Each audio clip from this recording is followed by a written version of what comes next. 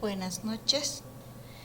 Em, Ahora vamos a ver lo que es el efecto piel. Y en la anterior grabación ya indirectamente habíamos visto algo, pero ahora vamos a profundizar un poquito más sobre lo que es el efecto piel, ¿ya? Entonces, este efecto piel también es conocido como efecto skin, efecto pelicular. En muchas bibliografías también encontramos como efecto Kelvin o como efecto superficial, ¿ya? Y como habíamos visto la anterior clase, recuerda que si teníamos un conductor macizo, ¿no?, como estos, y si atravesaba este conductor macizo corriente continua, la distribución de la corriente en el interior del conductor en la sección transversal era uniforme. En cambio, cuando hablábamos de corriente alterna, es decir, cuando en el conductor circulaba una corriente alterna, sucedía algo muy particular, y que era que la corriente se trasladaba a los extremos, ¿no? Y en la parte central no se producía la circulación de corriente, ¿ya? Entonces, este fenómeno que sucede en la corriente alterna es lo que llamamos efecto piel. Ahora, ¿por qué se produce este efecto? En la anterior clase hablábamos de que se incrementaba la resistencia en el centro del conductor, ¿ya? Entonces vemos aquí en la primera imagen cómo la distribución de corriente no es uniforme y está en los extremos. Entonces aquí ya separamos las áreas, ¿no? Y vemos que al centro, entonces, se generan líneas de flujo magnético, aquí, este phi. Pero ¿qué pasa? Que en el centro estas líneas o estos flujos magnéticos se incrementan, ¿ya? Sin embargo, en la parte exterior, más exterior, sucede lo contrario. Este flujo magnético, phi, tiende a disminuir. Esto cuando está circulando corriente alterna, ¿ya? Entonces, haciendo un análisis simple, sabemos que la inductancia es igual N, número de espiras, por flujo dividido entre la corriente, ¿ya? Si se incrementa el flujo, como sucede en la parte central, ¿qué pasa? La inductancia también se incrementa. No nos olvidemos que habíamos hablado que una línea de transmisión tiene 4 elementos principales, que era la resistencia, la inductancia, la conductancia y la susceptancia, ¿no? Entonces ahora estamos viendo un poquito lo que pasa en relación a la inductancia, ¿ya? Entonces, si el flujo sube, ¿qué sucede? La inductancia sube. Sabemos que la reactancia inductiva es igual a 2pi por frecuencia por la inductancia. Entonces, si la inductancia ha subido, de hecho, la reactancia inductiva también va a subir, ¿no? Ahora, por otra parte, sabemos que una impedancia está dada por una parte resistiva más la reactancia, ¿no? Una parte imaginaria que es el componente de reactancia inductiva en este caso, ¿ya? Entonces, si sube la reactancia inductiva, lo que se va a producir también es un incremento en la impedancia de la línea, ¿sí? Nosotros, si analizamos la ley de Ohm, podemos establecer que la corriente es inversamente proporcional a la impedancia, ¿sí? Entonces, si se incrementa la impedancia, entonces, ¿qué sucede? La corriente tiende a bajar, ¿sí? Eso sucede. Por eso, en la parte central, al incrementarse la impedancia, ¿no?, de la línea, entonces la corriente va a tender a bajar, no va a circular o no va a querer circular la corriente por acá porque va a encontrar ese incremento, ¿no? Entonces algo que se opone, entonces que le es difícil circular por acá, ¿no? En cambio, por el contrario, va a encontrar que en los extremos la resistencia va a ser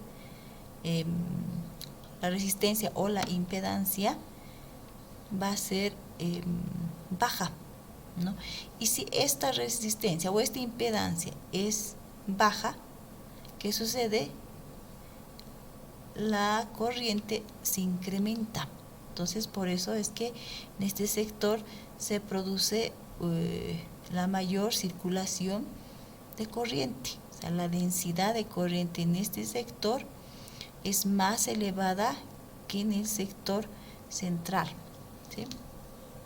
Ahora, otro análisis también que podemos sacar de esto, se olviden que la resistencia es igual a la resistividad por la longitud del conductor sobre a la sección transversal del conductor. Es decir, todo esto, toda esta parte sería la sección transversal, ¿no?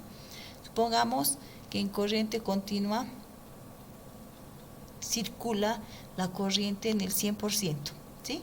Toda el área. Pero ¿qué pasa en corriente alterna? Ya no es el 100% el área que ocupa la circulación de corriente, ¿no? Entonces se reduce, no es como no es al 100%, es menor porque el centro ya no cuenta. Entonces, si el área de este conductor que en corriente continua es el 100%, y en corriente alterna se reduce, es menos esto, solamente sería este anillo, ¿no? Entonces, si el área se reduce, ¿qué sucede? Entonces la resistencia se incrementa, ¿no? Simplemente del análisis de esta ecuación. Entonces, por eso es que se dice que uno de los efectos o una de las consecuencias del efecto piel es el incremento de la resistencia de una línea de transmisión, ¿ya? Ahora, imagínense que tenemos aquí una línea, ¿ya? Como este dibujo. Está viniendo de algún lado, de una generación, ¿no? Entonces, a esa parte le vamos a llamar emisor, ya que es el generador. Y vamos a suponer que la tensión de salida de ese generador es B sub S, ¿sí?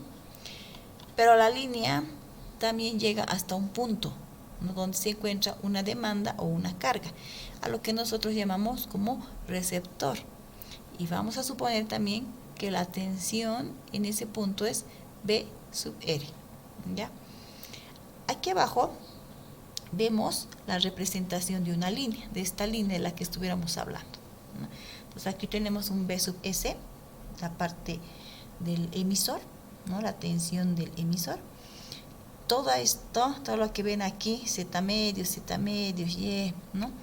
Todo esto es la representación de una línea, ¿ya? Eso lo vamos a ver más adelante, pero esto sería un esquema tipo T, ¿ya? Y vemos que al otro extremo está el BR, es donde se encontraría esa demanda o esa carga, lo que nosotros llamamos, hemos dicho, receptor, ¿sí? Analizando este circuito, nosotros podemos establecer que BR es igual a la tensión del emisor menos una caída de tensión que se produce a lo largo de la línea, ¿sí? Eso es un análisis de circuitos y podemos establecer esto, ¿no?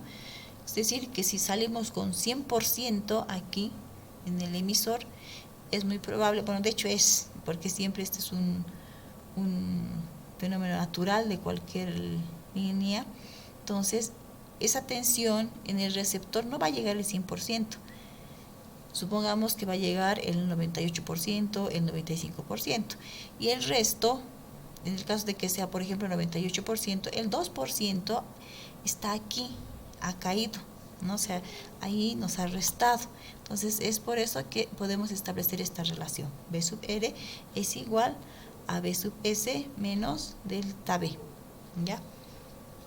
Entonces,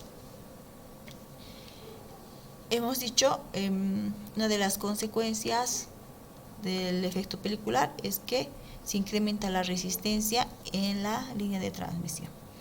Otra consecuencia es que se incrementa las pérdidas de potencia, ¿ya?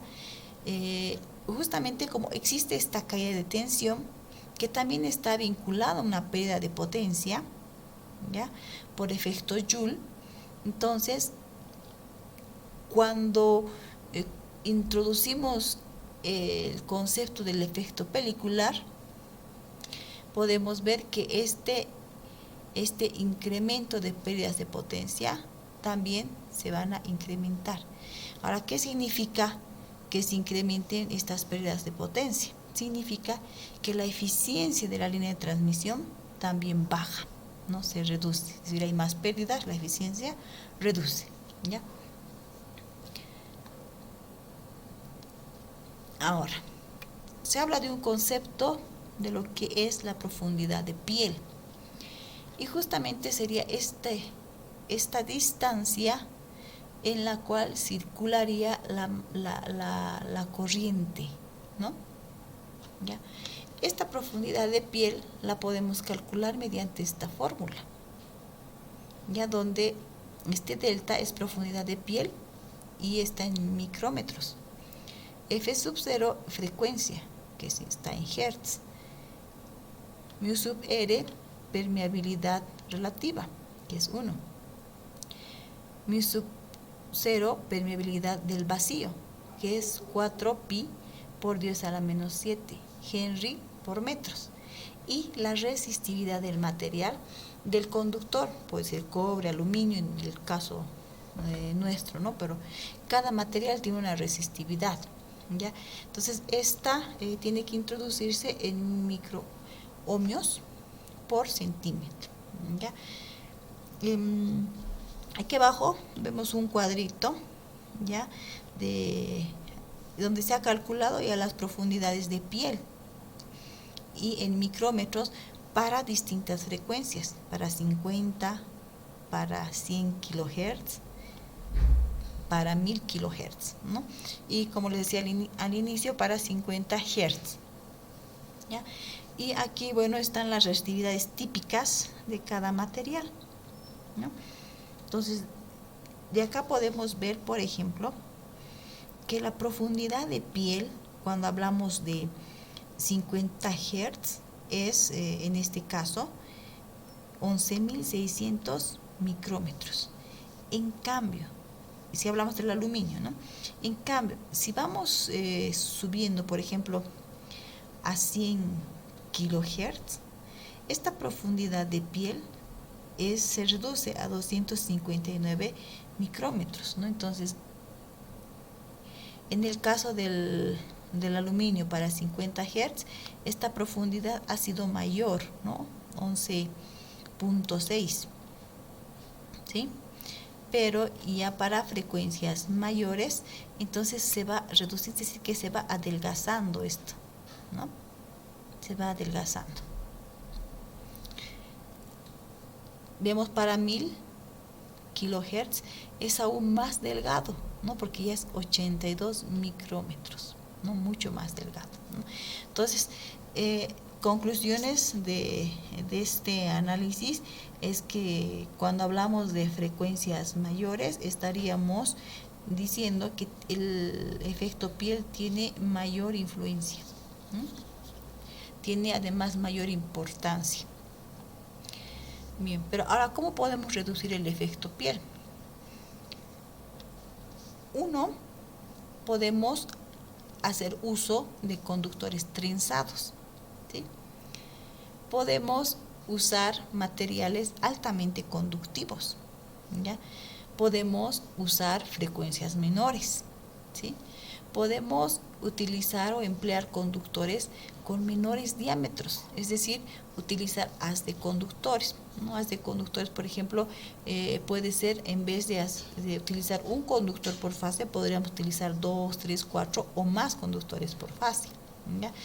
También podríamos utilizar conductores tipo ACCR, que se les conoce también como tipo huecos, porque se acuerdan que el ACCR tiene acero, ¿no? En el centro, y esos no conducen corriente, ¿no? Simplemente les dan un soporte mecánico.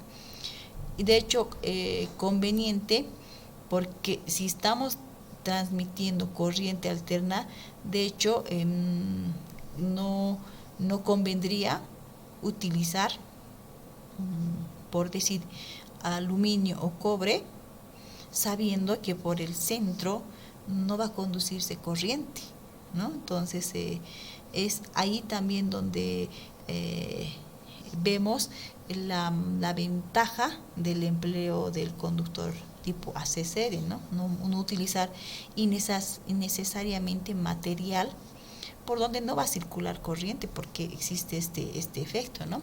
Ahora quiero que vean esta imagen acá, que es la distribución del flujo de corriente en un conductor trenzado, o sea, con varios hilos, ¿no? Este, por ejemplo, tiene 7 hilos, ¿no? Y bueno, este no es ACCR, porque el conductor del medio tiene circulación de corriente, ¿no? Entonces, como si fuera un conductor macizo individual, vemos que la corriente se distribuye en los extremos de cada hilo.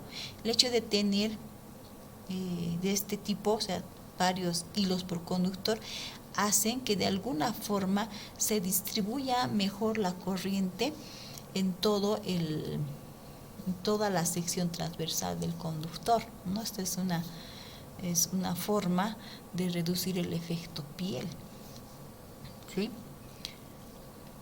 Bien, esto sería todo lo más importante que tendríamos que conocer de lo que es el efecto piel.